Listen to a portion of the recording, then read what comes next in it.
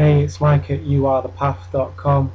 It's finally here, the talk that I did at the Manchester Conference Centre 4 weeks ago. And in this video, I'm sharing my best insights that I've learned from various mentors and teachers of mine.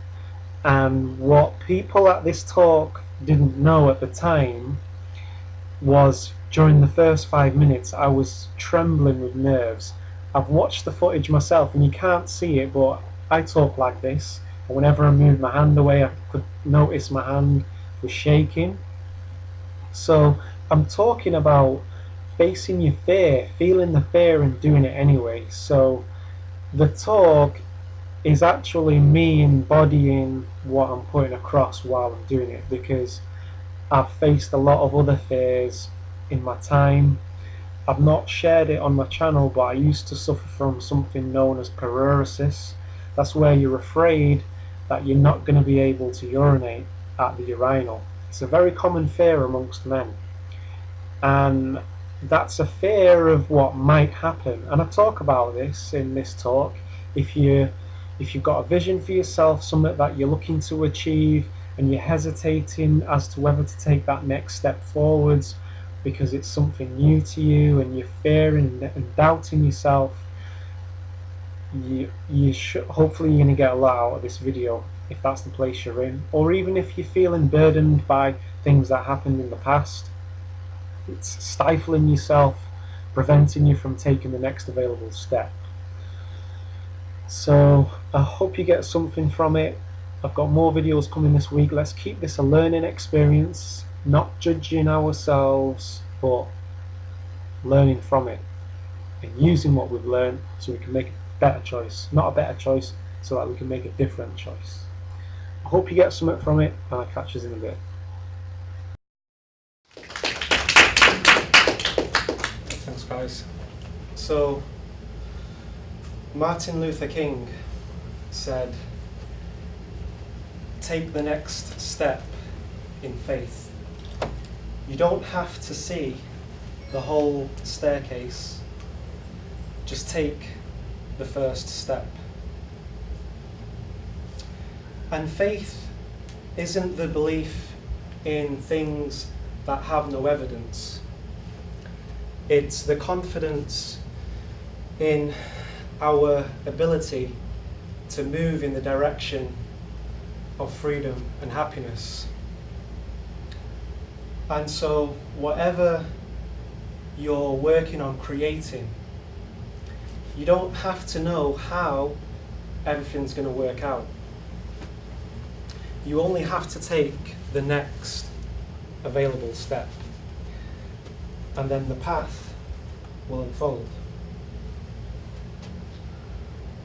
On my journey of self-development,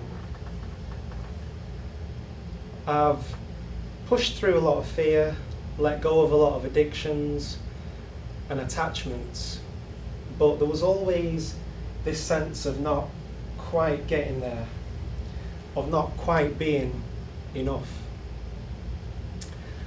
And I realised that there isn't a there to get to, because it's always here and now.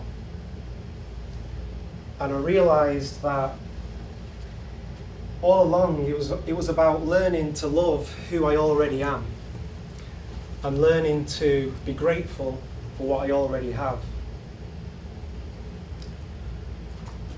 And so when you remain in the now, there's a simplicity and a power of living in the present moment.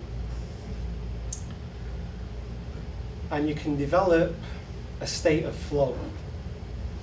And a state of flow is where you're happy in the present and have grand visions of the future. So from this place of flow, you don't go out there into the world and say, I have to become this, because this me that I am now isn't enough, isn't sufficient. It doesn't mean that you stop desiring to grow. You still have ambition. But you don't invalidate who you already are by comparing yourself to who you want to become. Because when you do that, you invalidate who you are, and so remove the stepping stone that is actually going to take you to who you want to be. And so when we compare the self that we are now to the self that we would like to become, and judge ourselves as not being enough, we have no step to get to the next step. So who you are now is the step on the ladder that is going to take you to the next step. Now, the only way to expand success is to know that you're already a success. And if you were to ask me, well, Mike, how can I be a success? I procrastinate, I don't always take action. And I'd say, well, you're actually successful at not taking action. You've developed a skill at doing procrastination. Every internal process is a creation that we create. And we carry subconscious programs that remain dormant until they get double-clicked, either by a situation or by something that somebody says that causes you to react with an emotion. It could be anger, fear, helplessness, hopelessness. And when we're playing out these subconscious programs, all of our decision making comes from that place. We carry around issues that we have with the past that get double clicked and we react. And you see, memories buried alive never die. They just show up again in the present in new shoes. So on this journey of taking that first step, we want to make peace with everything. Make peace with the past, make peace with who and where we are, so that we can embark on this journey without carrying things that no longer serve us. And there is a technique which I use. It's a proven technique. It's been used for the past 2 decades now, and it enables you to get in touch with some of those feelings that are rooted in the past, and by getting in touch with them, actually give you an opportunity to release and let them go once and for all. So we create a lot of psychological fear. And this psychological fear comes in the form of worry, nervousness, anxiousness, tension, dread, phobia. And this is a creation also. And it's a fear of what might happen. It's not a fear of something that's actually happening now. And we can't deal with what might happen. We can only deal with here and now. And so when we allow the mind to wander into the future, we create what's called an anxiety gap. And some people live in this place constantly in a state of anxiety over what might happen. Now, I have a memory of waking up one morning and having to go to work, and I had loads of appointments booked in that day, back-to-back appointments at the gym, and it was like, how am I going to get through this? And I realized what I was doing, and there was a deep sense of peace. I knew in that moment that I was going to go to work, I was going to look the first client in the eye, make that connection, breathe, and that I would cross each bridge as I came to it. I just knew that whatever came my way, I would handle it from this place of being in the now. And so the real fear is a fear of fear itself. You see, it's okay to be afraid. It's being afraid of being afraid is where we get stuck. We become rigid and we feel like we can't move. And in my endeavour to move from this stuck place of wanting to express myself but not knowing how, I began to research this, and I bought a remarkable book called Feel the Fear and Do It Anyway. And in that book, it's by Susan Jeffers.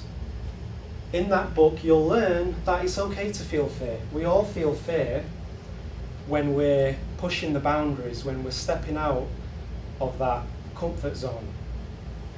So when you feel fear, anxiety, it doesn't mean you're a weirdo or there's something wrong with you. It's just a sign that you're actually pushing against your boundaries. So I began to embrace fear, and it actually became an adventure for me. Another fear that we create is a fear of criticism, a fear of what other people are going to think of me if I do this. And when we look at it closely, it's not really a fear of what other people will think. It's actually a fear of our own reaction to other people's reaction. So it's a fear of our reaction to their reaction to us. Now, one of my favourite quotes from Aristotle is, if you want to avoid criticism, say nothing, do nothing, be nothing. Because if you start to project yourself out into the world, criticism is going to come your way. Not everyone is going to get you. Not everyone is going to understand you. Not everyone is going to love you. And that's just the reality of life. And you can actually give other people the freedom to not like you, because it's their freedom to choose that. Sometimes constructive criticism may come our way. And if it's constructive criticism, it may be harsh sometimes, but we can say, okay, thank you for bringing this to my attention. I'll look into it. And if there are changes to be made, then I will work on making the changes. And if it's just a reflection of that other person's negative programming, we can say, look, I'm a soul on a journey of evolution. And because I'm a soul on a journey, I have many things I have yet to learn. And I will make many mistakes. But I am worthy of love from other persons, even when I make mistakes. And so you never have to reject yourself.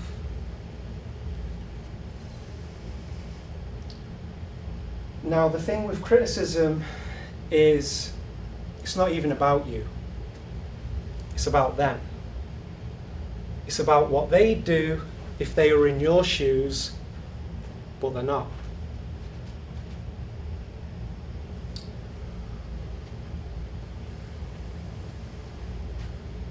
Now, when we take that first step, we take the second step, we take the third step, we're full of passion and excitement, and we think it will never end. Things start to change, and then we're met with some resistance. And this resistance comes in the form of lethargy, procrastination. There's a sense of, let's not do this now. Let's check the emails for a bit. Let's do that for an hour. Now you see, we always procrastinate on the things that will radically change our lives. Because there's this sense of, well, who will I be if I'm a success? Can I handle success? What will other people think of me when I become this great success? So when we're met with this resistance, we have a choice.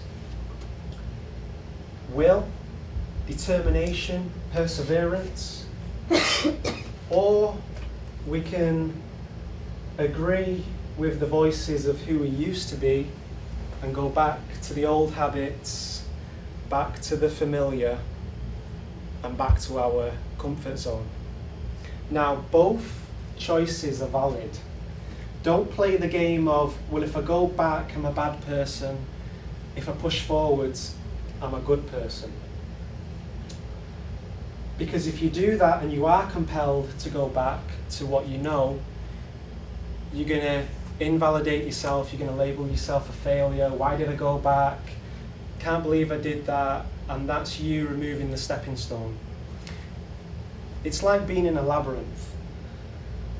For every wrong turn, for every wrong decision you make, you gather data. You learn about yourself. You begin to learn the little games that you play with yourself to keep yourself in the comfort zone. And so it gives you more knowledge of yourself so that you can make a better, not a better, but a different choice the next time round, because you're older and wiser. And so I want to invite you to just take a moment now to really appreciate all that you've been through, all that experience that you've already gathered, that you can now use when you leave here today, and you can use all of that experience to your advantage and do things differently than how you did them in the past.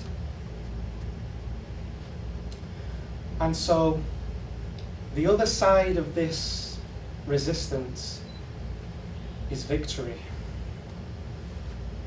And when you push through the resistance, you get to experience something new, a new territory. You get to tap into aspects of yourself that were always there, but you weren't able to get in touch with. And you'll begin to realize that you have the capacity. Game. If any of you have ever played, Sonic, Mario, those computer games, there's a boss at the end of each level. So whenever you take it to the next level, you're always going to come up against that new fear. It's like the new boss at the end of that level in which you have to overcome.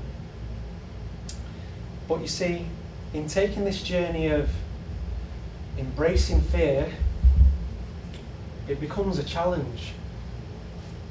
It becomes an adventure, and you actually start to seek out situations where you feel uncomfortable, because you know that whenever you feel uncomfortable, you know that a new discovery is at the other side of that. How I came to be here today, there's a story behind that. I was on YouTube and I saw a film of Joe. He was giving a talk at university, and I thought, wow, look at this guy, man. He's getting out there in the world. He's a young guy, sharing his message. And I imagined myself doing the same. And I thought, what if that was my life? Waking up in the morning, going out there to a new city, giving a talk. And without knowing, I'd said yes to progression. And I didn't speak a word of this to John. We exchanged comments and showed our appreciation of each other's work. And then out of the blue, I got a phone call from Joe, and he said, "Hey Mike, how do you feel about doing a speaking event with me?" And in that moment, there was an argument with myself. There's a little argument going on with what I call the little me. And the little me wants to keep me safe. Mike, maybe you're not ready for this yet. Maybe next year, when you've built up a little bit more confidence, then it's going to be time for that. And you see, I recognised that voice. And I said to Joe, you know what, it's time for a new challenge. And so I said yes. Now, I was able to say yes because I'd said yes in the past. I'd already gathered this momentum of embracing fear and saying, come on, bring it on. Remember that motivation and inspiration comes in the doing of it. It comes in the action. Action is required for a transformation to take place.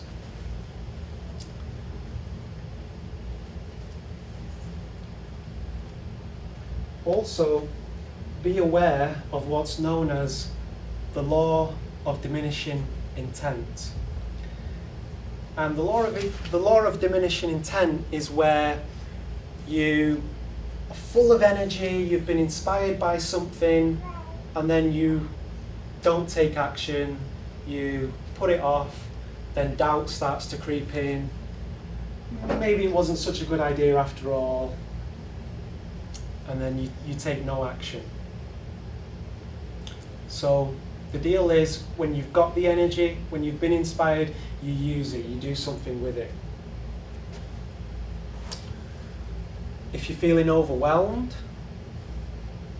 remember, you don't have to know all the little details, just take the action that can be taken, and you don't try to do tomorrow's work today. Do today's work today. And then when you get to tomorrow, then you can do, it will be today because it's always here and now, and just take the action that you can take.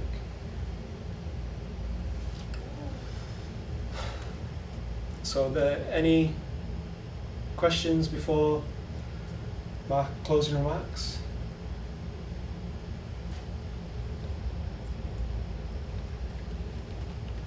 Go ahead, Joe.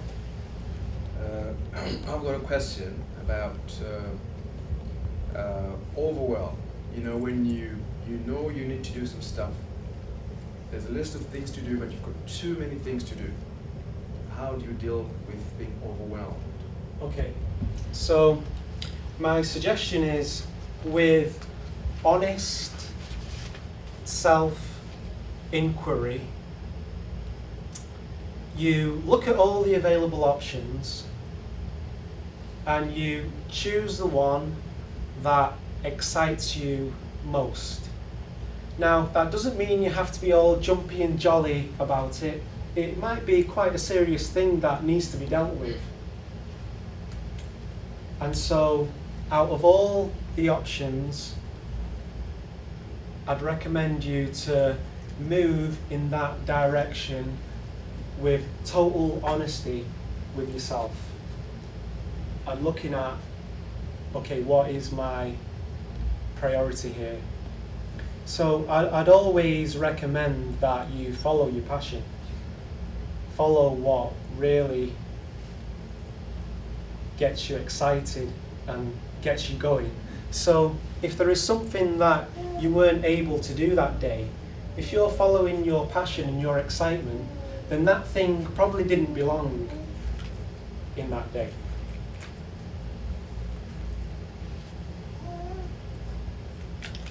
So I'm gonna close with making the distinction between who you truly are and the ego. You see, who you truly are is that which notices. So whatever is coming up in your body, whether it be nervousness or thoughts, an internal dialogue where you're judging yourself, you're the one that notices the thought. You're not the thought itself. You're not the experiencer sorry. You're not the experience, you're the experiencer. And going in this direction, it takes you into becoming the silent witness. I have over 100 free YouTube videos which you can check out. I'll be handing out my card later. But what I wanted to say was, you have, the real you has intrinsic value. You are an indispensable part of the whole. Without you, the whole of creation wouldn't be whole. You're an indispensable part of all that is. Without you, all that is wouldn't be all that is. And if you declare yourself a progressive being and take that first step forwards, the next step, the next door will present itself to you. You will always be supported in that. But if you hang back and you do what you've always done, then the next door won't present itself to you, because what reason would it have to present itself? So you're always supported by source energy, divine mind, the universe, God, whichever label you wish to place on it, you are always supported, because for it not to support you would be for it not to support itself. And so, be in the now, be at peace with who you are and where you are, and take that first step in faith. Thank you. Yeah, I think there's a question there. You said something right at the end. You're saying if you don't do something, then that door will not present itself to you. So does it then mean that as individuals, there are some things that are waiting for us? All we need to do is take a certain course of action for them to... Exactly. Okay. So the doors are there. It's like being in a corridor, and some areas are visible to you, but the doors are there. It's just that we're not asking for progression. So in the case of me imagining myself being a public speaker, the opportunity was always there, but I hadn't consciously said yes to it. And that's where your imagination comes into play. Because if you can imagine it and you can conceive that it's possible, then it already exists. It's like the clock, for example. 2,000 years ago, the clock, it was always there. It's just no one had figured out how to make one. So reality is quite, it's not solid and rigid. You can play with it, and it's my belief that that's what the imagination is there for.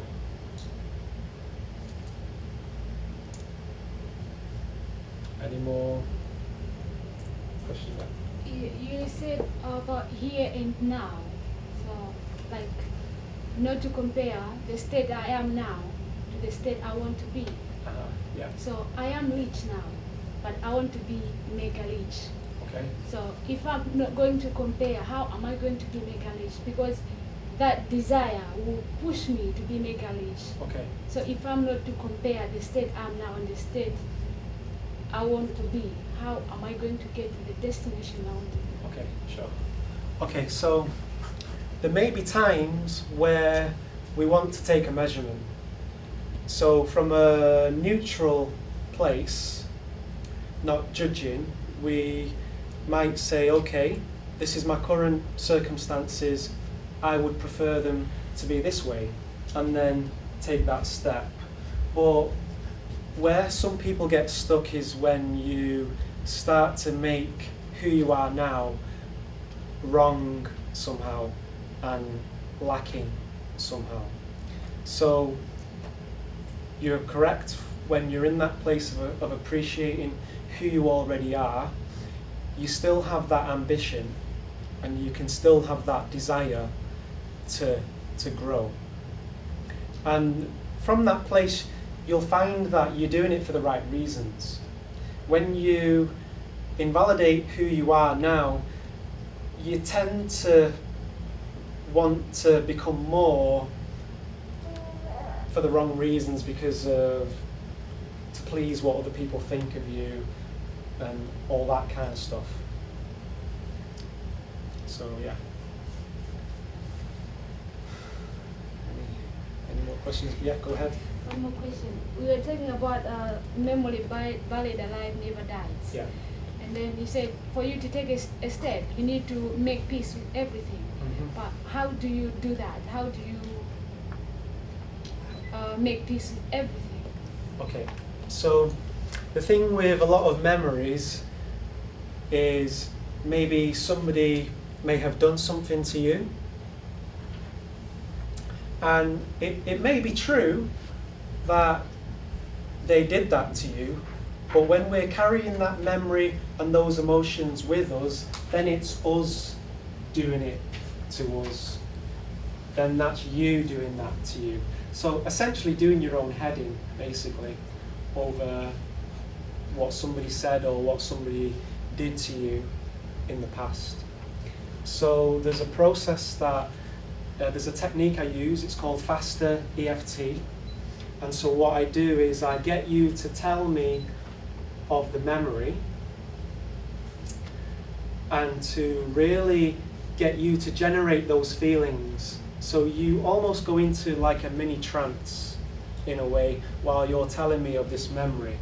And so when we get the memory, we get the feelings to come up in the body, then we tap on meridian points on the body. And what that does is it blocks the signal from the brain to the body. So while you tap in, the body is relaxing. And so it creates a new neuro association in your brain where the brain learns to associate a relaxed feeling to the old memory. And when you reach that point, you'll find that you're able to tell somebody else of this memory without it stirring up the same negative emotions. Because when you're stirring up those emotions, your decisions come from that place. And it affects our ability to think clearly. And so that's... Okay. Any more Thanks very much. questions? Or you? Hello, I've just been listening to Mike Thomas speaking at this empowerment seminar, and can I say how deep he really went into personal development, helping us break those fears. One thing that he said, which I like so much, is feel the fear but do it anyway. And I recommend Mike for wherever else he wants to go, and it's been great, it's been an honor to share the stage with him. And by the way, my name is Joe Benjamin. I'm an empowerment speaker, motivator, a coach, as well as a businessman. So it's been great to be here and great to hear Mike speak on today. Hello, I've just been listening to Mike speaking. It was awesome speaking on the next step, and I'm glad that today I now know what to do next to overcome my fears and to do what I'm supposed to be doing. Thank you. I really liked Mike's speech. I think it was enlightening. It opened up a few things, clarified a few things that I really wanted to know. So I really enjoyed his speech, and I'll check out his YouTube videos, because he said he has some YouTube videos just to get more of what he talks about.